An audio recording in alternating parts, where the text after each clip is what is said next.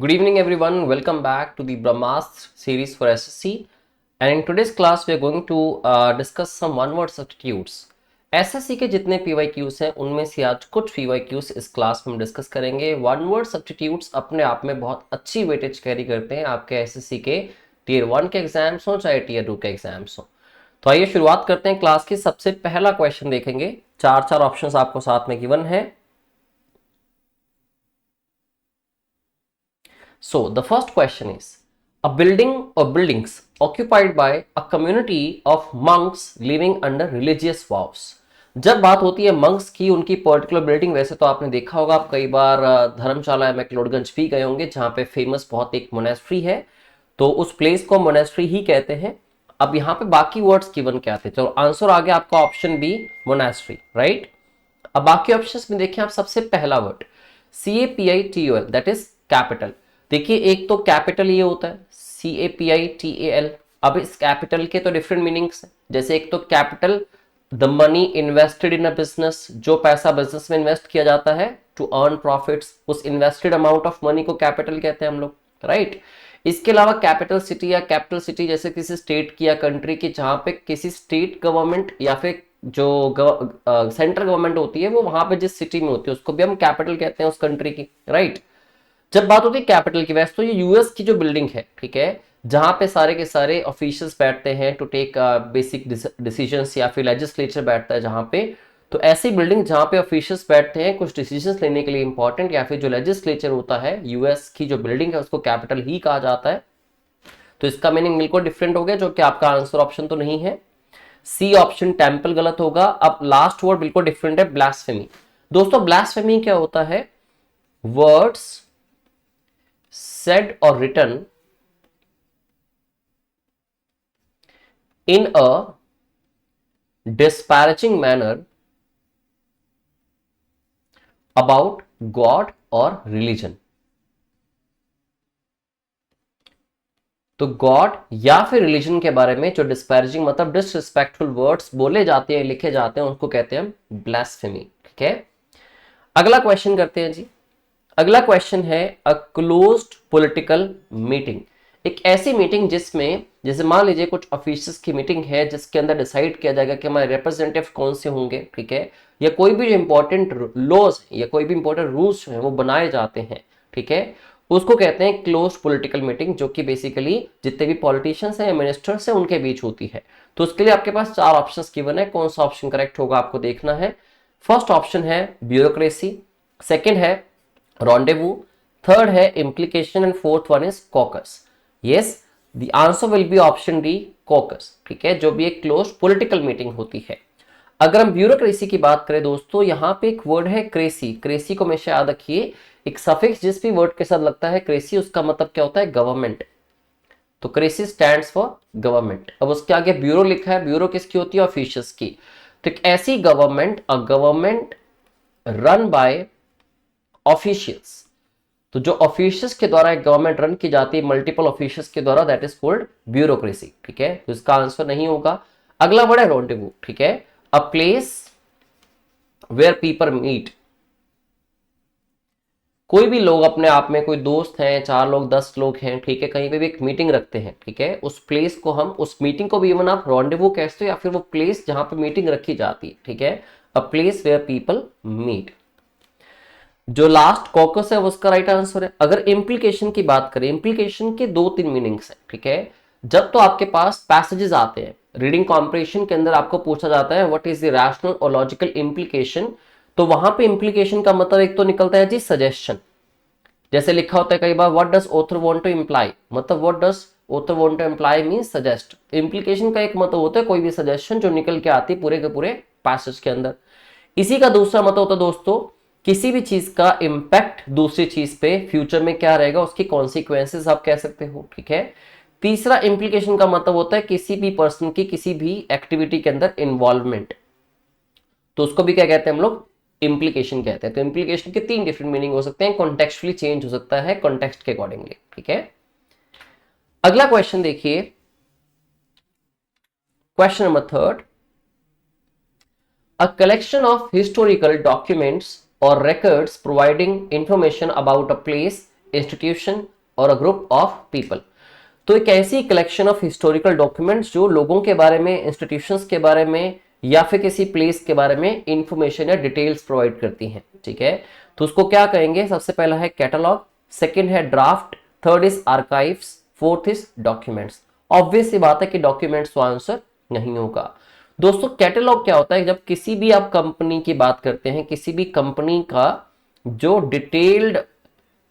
Companies detailed information of the products, जिसमें company के products की डिटेल्ड इंफॉर्मेशन होती है, उस पर उसकी प्राइसिंग होती है, फीचर्स होते हैं, उसको हम कंपनी का कैटलॉग कहते हैं। ठीक है, ड्राफ्ट क्या होता है? इवन आपने कई बार देखा होगा कि आप मैसेज टाइप कर रहे थे, फिर आप वापस चल गए। ठीक है, तो आपने स्नीक अवे जैसे ही किया, वो मैसेज ड्राफ्ट में सेव हो जाता है, विच मीन्स इसको शायद बाद में रेक्टिफाई किया जाएगा या उसको इम्प्रोवाइज किया जाएगा, चेंज किया जाएगा, शायद ऐसा होगा, इसलिए वो ड्राफ्ट में सेफ रखा गया है, मीन्स ऑफ फाइनल वर्जन नहीं है। ठीक है, जो फाइनल वर्जन की जो राइटिंग होती है, अ पीस ऑफ राइटिंग, ठीक है, उसको ड्राफ्ट नहीं कहते। जो सी वो क्या आपने रख लिया है, शायद उसमें कुछ इंप्रोवाइजेशन करेंगे, आप कुछ चेंजेस करेंगे before sending it to the recipient. ठीक आंसर इसका दोस्तों होगा आर्काइव्स। आपने आर्काइव्स भी देखे होंगे। ठीक है, आर्काइव्स में हम चैटिंग्स को डाल देते हैं, मींस उसको हम सेफ रखते हैं कि कल को कभी भी किसी चीज की इंफॉर्मेशन निकालनी हो तो we can collect it out, right. तो आंसर होगा इसका आर्काइव्स। क्वेश्चन नंबर 4 पढ़ते हैं। क्वेश्चन नंबर 4 है जी, form of government in which power is held by nobility, या कई बार लिखा आता है power is held by the noble. ठीक है, जब बात नोबल या नोबिलिटी की आती है तो बात माइंड में आती है एरिस्टोटल की। एरिस्टोटल को एक नोबल पर्सन माना गया था। ठीक है, उनको अवार्ड मिले उसके लिए। एरिस्टोटल के नाम से आपको याद रखना है एरिस्टो। ठीक है, जैसे मैंने आपको पीछे कहा कि एक वर्ड होता है क्रेसी, तो क्रेसी स्टैंड्स फॉर रूल और गवर्नमेंट। ऐसे एक वर्ड होता है आर्की, आर्की का मतलब भी क्या होता है? गवर्नमेंट। तो या तो आंसर क्रेसी वर्ड के साथ आएगा या आर्की वर्ड के साथ आएगा, जब भी बात गवर्नमेंट रिलेटेड होती है, डिफरेंट सॉर्ट ऑफ गवर्नमेंट्स की बात होती है। दोस्तों सबसे पहला है मोनार्की। ठीक है, आर्की तो इसमें है। मोनार्की क्या होती है? Government run bye a king और क्वीन। तो एक किंग या क्वीन के द्वारा चलाई गई गवर्नमेंट को हम क्या कहते हैं? मोनार्की कहते हैं। सेकंड ऑप्शन अगर हम देखें, सेकंड ऑप्शन लिखा है यहाँ पे अरिस्टोक्रेसी, जो इसका करेक्ट आंसर होगा। एरिस्टोटल नाम से आपने याद रखना है अरिस्टोक्रेसी, पीछे क्रेसी है फॉर गवर्नमेंट, एंड एरिस्टो आप अरिस्टोटल के नाम से रिलेट कर सकते हैं। Next is monocracy. अब मोनो का मतलब क्या होता है? वन, जहां पे सारे के सारे राइट्स एक पर्सन के पास, जैसे मोनोपोली मार्केट हम सुनते हैं। ठीक है, तो मोनो स्टैंड्स फॉर वन, जिसको डिक्टेटरशिप भी हम कहते हैं। ठीक है, तो monocracy government run by one person, one strong person can be there. ऐसे जैसे देखो होती है प्लूटोक्रेसी, प्लूटोक्रेसी होती है government run by the rich, तो उसको प्लूटोक्रेसी कह देते हैं हम लोग। डिक्टेटरशिप या मोनोक्रेसी की बात करें, या जैसे मोनोक्रेसी का एक सिनोनिम है ऑटोक्रेसी भी, तो ये भी होता है government run by one person. ठीक है, ओलिगार्की, ओलिगोपोली मार्केट आपने शायद सुना होगा, तो ओली का मतलब क्या होता है? A few. The government run bye a few strong people who have a lot of dominance in the society. कुछ लोगों के द्वारा चलाई गई गवर्नमेंट को हम ओलिगार्की कहते हैं। ठीक है, तो बढ़ते हैं अगले क्वेश्चन की तरफ। Question number 5, let's see what we have. A girl और a woman who flirts with a man. कई बार इसको ऐसे भी लिखा होता है हु फ्लर्ट्स ईगरियसली और who flirts a lot with a man, जो बहुत फ्लर्ट करे। सबसे पहला वर्ड है दोस्तों Circe, second is termagant, fourth is coquette and fifth one is damsel. Correct answer इसका क्या होगा? Correct answer is option C, coquette. ठीक है, द वन या फिर द फीमेल, फीमेल के लिए यूज करते हैं मेनली, फीमेल के लिए गर्ल या वुमन वर्ड लिखा सकता है who flirts a lot. Circe अगर बात करें, it can be a dangerous woman, a woman who lures a man to destroy him। Simple भाषा में कहूं तो डेंजरसली फैसिनेटिंग वुमन, मींस जो कई बार फैसिनेटिंग होते हैं बट डेंजरसली। ठीक है, तो किसी भी मैन को ल्योर करना मींस उसको अपनी तरफ अट्रैक्ट करना, सेड्यूस करना, बेसिकली उसके एडवांटेज लेने के लिए, टू डिस्ट्रॉय अ मैन। ठीक है, termagant is a lady who is a short tempered one. तो जब हम बात करते हैं शॉर्ट टेम्पर्ड वर्ड की, शॉर्ट टेम्पर्ड के लिए ही आप यूज कर सकते हैं टर्मागेंट, या फिर एक वर्ड और आता है लेडीज के लिए विरागो। तो विरागो या टर्मागेंट का मीनिंग सेम है, शॉर्ट टेम्पर्ड वुमन। ठीक है, the one who loses one's temper very easily. ठीक है, जिसको गुस्सा बहुत जल्दी आ जाए। करेक्ट आंसर इसका होगा ऑप्शन सी, कोकेट। डी ऑप्शन में लिखा है डैम्सल। डैम्सल कौन होता है? A young woman. ठीक है, हु इज अनमैरिड, तो ये अनमैरिड वुमेन के लिए आप यूज कर सकते हैं। डैमसल। ठीक है जी, चलो जी आगे बढ़ते हैं। Question number 6, a group of people typically with vehicles और एनिमल्स ट्रेवलिंग टुगेदर। तो बहुत सारे एनिमल्स या व्हीकल्स, जैसे पुराने टाइम पे ले जाया करते थे अपने वो जो घोड़ा गाड़ियां होती थी, ठीक है, जो कार्ट्स होती थी या कुछ व्हीकल्स हो सकते हैं, उनके साथ जब लोग इकट्ठे निकले हुए हैं कहीं पे, तो उनके ग्रुप को क्या कहा जाएगा? यहाँ पे ये पूछा गया आपसे। सबसे पहला वर्ड है कैरावान, दूसरा है mob, third is crew and fourth one is pack. देखिए करेक्ट आंसर इसका होगा कैरावान।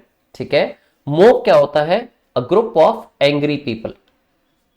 जो भी कोई, मान लीजिए कोई लोग प्रोटेस्ट कर रहे हैं किसी चीज के अगेंस्ट, अपनी डिमांड्स रख रहे हैं, या फिर जो लोग गुस्से में किसी वजह से गवर्नमेंट से खुश नहीं है, और वट एवर हैज हैपेंड, उनके ग्रुप को हम कहते हैं मोब। थर्ड ऑप्शन जो है crew, crew is used for a group of sellers या फिर pilots.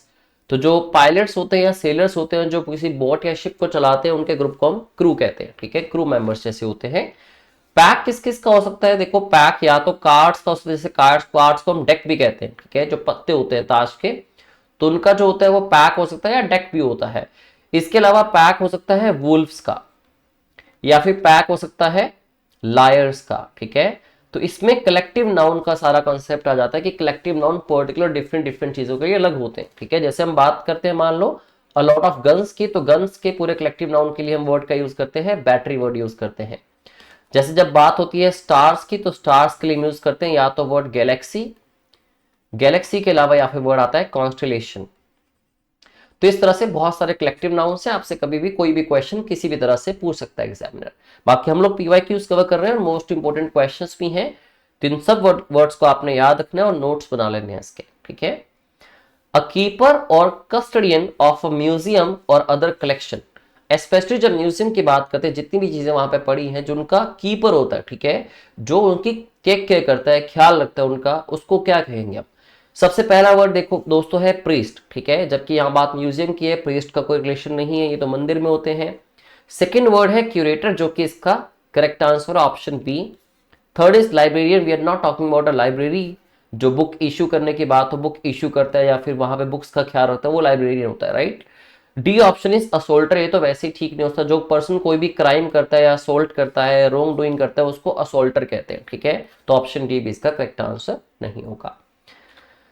Question number 8, the next one, a large bedroom, एक बहुत बड़ा bedroom for a number of people, काफी सारे लोगों के लिए, इन अ स्कूल और इंस्टीट्यूशन, किसी स्कूल या इंस्टीट्यूट के अंदर। अगर आप लोग सोच रहे हैं इसका आंसर हॉस्टल होगा, तो हॉस्टल नहीं होगा, एक बहुत बड़े कमरे की बात हो रही है। ठीक है, जिसमें बहुत सारे लोग इकट्ठे पूरे आ सकते हैं।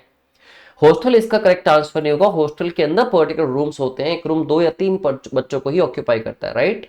होटल भी आंसर नहीं होगा, सेंचुरी नहीं होगा, correct answer will be dormitory. ठीक है, तो option D will be the right answer, a large bedroom. ठीक है, जिसमें डॉर्म्स होते हैं, बेसिकली डॉर्म्स होते हैं, ऊपर नीचे चढ़ के लोग सो सकते हैं। ठीक है, तो उसको डॉर्मेट्री कहते हैं हम लोग। क्वेश्चन नंबर 9 देखेंगे अगर आप, क्वेश्चन नंबर 9 है, a large natural और artificial lake used as a source of water supply। एक आर्टिफिशियल लेक, कहीं पे भी एक मान लीजिए लेक क्रिएट की गई जिसमें पानी को इकट्ठा किया जाएगा सो दैट वाटर सप्लाई की जा सके at the time of catastrophe, किसी भी तरह के डिजास्टर के टाइम पे, या वाटर सप्लाई की रिक्वायरमेंट कहीं पे है, तो उसको दोस्तों हम कहते हैं रेजर्वॉयर। ठीक है, जहां पानी को रिजर्व किया जा सके उसको कहते हैं रेजर्वॉयर। आप हिपोक्रेट तो नहीं हो सकता, हिपोक्रेट तो एक ऐसा पर्सन होता है जिसको हम इम्पोस्टर भी कह सकते हैं। वो पर्सन जो दिखाता है कि वो बहुत ही ज्यादा अच्छा है या बहुत ज्यादा मैनर्स है उसके पास, ठीक है, या किसी भी तरह का दिखावा करता है, लेकिन रियलिटी में वो ऐसा नहीं होता, उसको हम हिपोक्रेट कहते हैं। क्वेंट की अगर बात करें, समथिंग अट्रैक्टिव और अनयूजुअल, कोई भी चीज जो अट्रैक्टिव लगे लेकिन अनयूजुअल लगे, because it seems to belong to past.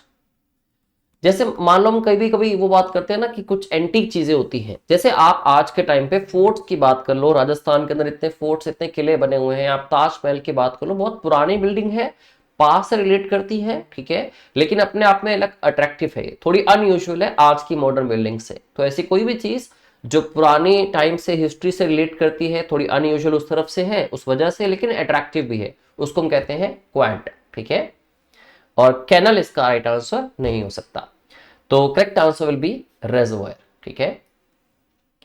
Question number 10, a nation or person engaged in war or conflict as recognized by international law। जैसे मान लो कोई भी दो कंट्रीज हैं, ठीक है, कोई भी एक कंट्री दूसरी कंट्री, उनके बीच हमेशा लड़ाई झगड़ा है, वॉर चलती रहती है, या फिर कोई दो पर्संस भी हो सकते हैं, कोई दो पर्संस जिनके बीच में 36 का आंकड़ा होता है, ठीक है, means they are at daggers drawn. Daggers drawn का मतलब होना यही होता है कि बिटरली होस्टाइल होना एक दूसरे के लिए। तो सबसे पहला वर्ड दोस्तों ये तो बिल्कुल ही एंटोनिम हो गया, नेगेटिव हो गया उसका, ठीक है। पैसिफिस्ट, पैसिफिस्ट होता है जो चाहता है कि वॉर्स ना हो, ये तो पीस मेकर होता है बेचारा, ठीक है।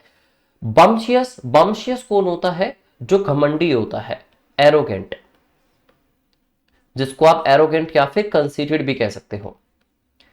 नेक्स्ट है सैंग्विन, ये वर्ड अपने आप में पॉजिटिव वर्ड है, ठीक है। सैंग्विन कौन होता है? ये वर्ड नेगेटिव नहीं था, उसका एंटोनिम था, इसलिए मैंने नेगेटिव लिखा है, इसका ऑपोजिट वर्ड ये पॉजिटिव ही है।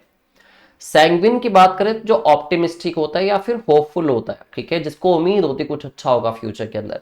दोस्तों आंसर बचता है बेलिजरेंट, ठीक है। ये वर्ड हम पढ़ते भी हैं, इसके अलावा एक वर्ड जैसे आता है बेलिकोज, तो बेलिकोज या बेलिजरेंट, या फिर वर्ड जैसे कि है डिफाइंट, या फिर वर्ड है ट्रक्यूलेंट। इन सारे वर्ड्स का मतलब ये है कि जब दो लोग आपस में काफी जल्दी, कोई भी एक ऐसा पर्सन हो सकता है, कोई भी एक ऐसा पर्सन जिसको गुस्सा बहुत जल्दी आता है, या फिर जो हमेशा आर्ग्यूमेंट करने के लिए रेडी रहता है, जैसे आर्ग्यूमेंटेटिव वर्ड हम यूज करते हैं, ठीक है, who is always eager to fight और आर्ग्यू। या फिर दो कंट्रीज या नेशंस की बात हो जिनमें हमेशा वॉर या कॉन्फ्लिक्ट चलता रहे, उसके लिए वर्ड यूज किए जाते हैं पर्टिकुलरली बेलिकोज या फिर बेलिजरेंट। अदरवाइज पर्संस की बात हो, आप बेलिजरेंट भी कह सकते हैं, बेलिकोज कह सकते हैं, डिफाइंट, ट्रक्यूलेंट, या फिर एक वर्ड और है पग्नेशियस। तो ये सारे वर्ड्स आप पर्संस के लिए भी यूज कर सकते हैं जिनके बीच में झगड़ा रहता है, या फिर जो एग्रेसिव होते हैं बहुत ज्यादा, या जिनको जल्दी गुस्सा आता है, या फिर ऐसा कह सकते हैं one who is always eager to fight और आर्ग्यू, ठीक है, जिसको आर्ग्यूमेंट करने का हमेशा से ईगरनेस रहती है, ठीक है। तो this was all about today. ऐसे ही हम नेक्स्ट वीडियो के अंदर कुछ और पीवाईक्यूज करेंगे वन वर्ड सब्स्टिट्यूट्स के ही, ठीक है। जितने हमने करे सबको नोट कर लीजिए, सबके नोट्स बना लीजिए और उनको अभी से याद कर लीजिए, ठीक है। Thank you very much, have a good day.